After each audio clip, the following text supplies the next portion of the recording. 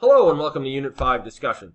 Now, what's interesting about this particular week's discussion is it says, Access reports let you summarize data in printed or electronic form and offer a way to view, format, and present information.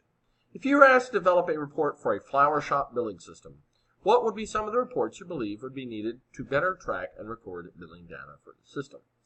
So, I am going to rework this slightly to say, if you are asked to develop a report for a blankety blank billing system, aka if you want to replace flower shop with something that actually means something to you, because I would say in the vast array of students that I've had taking this class, there's a very small percentage that have participated in the flower shop business, I guess.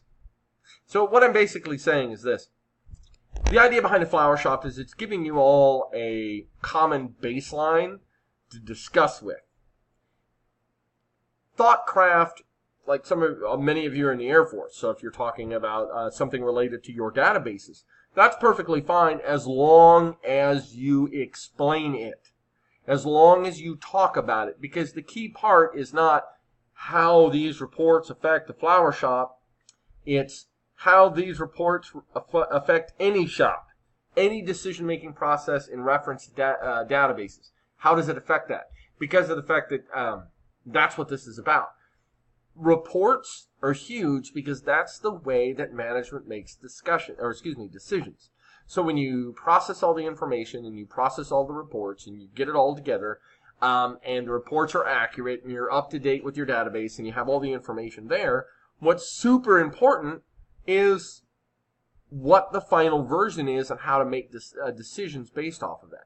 The flower shop is just a thoughtcraft model. You can use whatever model you want as far as I'm concerned to have the discussion. But please continue. Things have been going very, very well. If you have any questions, let me know. Otherwise, I'll hear your discussions throughout the week and let's talk about it. You have a good day.